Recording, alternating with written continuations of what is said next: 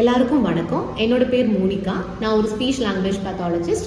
கோயம்புத்தூரில் Monica speech கிளினிக்னு run பண்ணிகிட்ருக்குறோம். So இந்த video எதுக்காகனா, நம்மக்கிட்ட ஃபஸ்ட் டைம் ஒரு இவாலுவேஷனுக்காக குழந்தைங்கள பேரண்ட்ஸ் கூட்டிகிட்டு வரும்போது அவங்களுடைய ரொம்ப ஃப்ரீக்வெண்ட்டான ஒரு டவுட் என்னவா இருக்குன்னா, நாங்கள் வீட்டில் ஒரு 2-3 லாங்குவேஜஸ் யூஸ் பண்ணிகிட்ருக்குறோம்.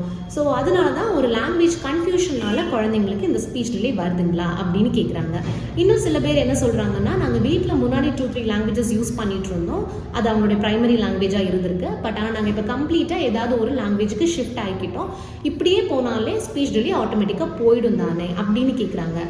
இன்னும் சில பேர் வந்து ஸ்கூலில் இங்கிலீஷ் தான் கம்யூனிகேட் பண்ணுறாங்க. ஸோ பேரண்ட்ஸ் கிட்ட டீச்சர்ஸ் என்ன சொல்கிறாங்கன்னா, நீங்கள் வீட்லேயுமே நீங்கள் இங்கிலீஷே கம்யூனிகேட் பண்ணுங்கள், ஸோ லாங்குவேஜ் டிலே வராது, இங்கிலீஷுமே கொஞ்சம் ஃப்ளூவெண்ட்டாக பேச ஆரம்பிச்சிருவாங்க அப்படின்னு சொல்கிறாங்க. ஸோ பேரண்ட்ஸும் என்ன பண்ணுறாங்க, ரொம்ப ஸ்ட்ரிக்டாக கஷ்டப்பட்டு வீட்டில் இங்கிலீஷே பேசுகிற மாதிரி ஒரு செட்டப் அரேஞ்ச் பண்ணிக்கிறாங்க. ஸோ இது எப்படி மேம், இது பண்ணிக்கலாமா இந்த மாதிரி அப்படின்னு கேட்குறாங்க. ஸோ இதுக்கு ஆக்சுவலி ஆன்சர் என்னென்னா, இதுக்கு அவசியம் இல்லை. 2-3 லாங்குவேஜ் பேசுகிறதுங்கிறது தப்பு கிடையாது. நீங்கள் மல்டிலிங்குவல் செட்டப், அதாவது 2க்கும் மேற்பட்ட லாங்குவேஜஸ் இல்லைன்னா பைலிங்குவல் 2 லாங்குவேஜஸ் வீட்டில் பேசுகிற மாதிரி நீங்கள் ஒரு இது என்விரான்மெண்ட் இருந்துச்சுன்னா பயப்பட வேணாம். அதாவது இன்ஃபேக்ட் சொல்ல போனால் அது ரொம்ப நல்லது தான் குழந்தைங்களுக்கு.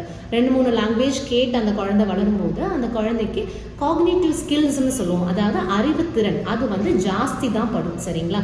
அந்த மாதிரி 2-3 லாங்குவேஜஸ் கேட்டு வளரக்கூடிய குழந்தைங்களுடைய problem solving skills, flexibility, logical thinking அது எல்லாமே ஜாஸ்தியாக இருக்கும் அப்படின்னு ரிசர்ச் பேப்பர்ஸ் கூட சொல்லுது. ஓகே.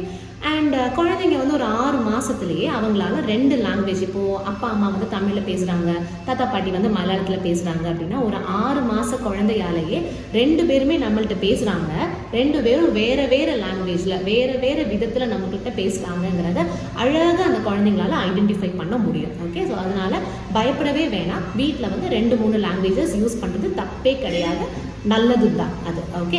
பட் ஆனால் நம்ம வீட்டில் என்ன பண்ணலாம், ஆல்ரெடி குழந்தைக்கு ஒரு ஸ்பீச் டிலே இருக்குது, அப்போ நம்ம வீட்டில் இந்த மாதிரி 2-3 லாங்குவேஜ் கன்ஃபியூஸ் ஆகாமல் இருக்கிறதுக்கு என்ன பண்ணலாம்னு கேட்டால், ஈக்குவல் இம்பார்ட்டன்ஸ். ஓகேவா? பேலன்ஸாக நீங்கள் கொண்டு போகலாம்.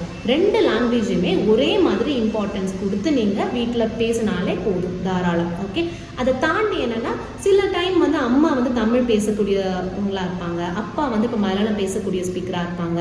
ஸோ அப்படி இருந்தால் 1 person 1 லாங்குவேஜ் அதை அப்படியே நீங்கள் மெயின்டைன் பண்ணிக்கலாம். அதாவது அம்மா எப்போவுமே தமிழ்லே பேசலாம், அப்பா எப்போவுமே மலையாளத்திலே பேசலாம். ஸோ இது ஒரு அப்ரோச்சும் கூட. ஸோ இதை நீங்கள் அப்படியே மெயின்டைன் பண்ணிக்கலாம். அப்படி இல்லைன்னா டைம் அண்ட் பிளேஸ் மாதிரி போய்க்கலாம். அதாவது ஸ்கூலில் போகும்போது இங்கிலீஷில் பேசுகிறான், சேம் டைம் வீட்டில் வரும்போது தமிழ்லையோ மலையாளத்துலேயோ கன்னடாலேயோ அவங்களுடைய ப்ரைமரி லாங்குவேஜில் பேசுகிறான். ஸோ இந்த மாதிரியே நீங்கள் மெயின்டைன் பண்ணிக்கிட்டிங்கன்னா எந்த ஒரு பிரச்சனையுமே வராது. டிலே இருந்தாலும் சரி, டிலே இல்லாத குழந்தைங்களுக்கும் சரி, இந்த மல்டிலிங்குவல்ங்கிறது நல்லது தான், அகெயின் சொல்கிறேன். ஸோ இது எந்த விதத்துலையுமே அந்த குழந்தைக்கு டிலேவை கொடுக்காது. ஆனால் இந்த குழந்தை பேச கற்றுக்கும் போது என்ன பண்ணணும்னா, ஒரு லாங்குவேஜை தமிழ்லேயே பேசிகிட்டு இருக்கோம், திடீர்னு ஏதாவது ஒரு மலையாள வேர்டை யூஸ் பண்ணுவாங்க. ஸோ அப்போ இது ஒரு ரிஃப்ளெக்ஷன் ஆஃப் ஒரு லாங்குவேஜ் டெவலப்மெண்டல் டிலே தானேன்னு கேட்டால் அதுவும் கிடையாது. இது ஒரு டெவலப்மெண்டல் ஸ்டேஜ். அதாவது நிறைய லாங்குவேஜை கற்றுக்கும் போது இந்த மாதிரி தப்பு பண்ணி பண்ணி பேசி தான் அந்த குழந்தை அதை கற்றுக்க போகுது. கிராமட்டிக்கல் மிஸ்டேக்ஸ் வரலாம். சில டைம் தமிழில் ஒருத்தங்க கொஸ்டின் கேட்குறாங்க, திடீர்னு மலையாளத்தில் பேசலாம். ஸோ இது எல்லாமே ஒரு ஆஃப்டர் அ பீரியட், ஒரு 4-5 வயசு ஆகும்போது ஆட்டோமேட்டிக்காகவே அந்த குழந்தைங்க அதை செஞ்சு பார்த்து ட்ரையல் அண்ட் எரர் மாதிரி தான் அவங்களே அதை கரெக்டாக அதை அனலைஸ் பண்ணி அவங்க சொல்ல ஆரம்பிச்சிருவாங்க. சரிங்களா? ஸோ அதனால் எந்த விதத்துலையுமே லாங்குவேஜ் கன்ஃபியூஷனுக்கும் லாங்குவேஜ் டிலேக்கும் சம்மந்தம் கிடையாது. பயப்படாமல் வீட்டில் குழந்தைங்கள உங்களுடைய ப்ரைமரி லாங்குவேஜில் நீங்கள் பேச வைங்க. ஓகே. தேங்க்யூ. உங்களுக்கு இந்த மாதிரி ஏதாவது ஒரு சந்தேகம் ஏதாவது இருக்குதுன்னா ப்ளீஸ் கான்டாக்ட் அஸ்.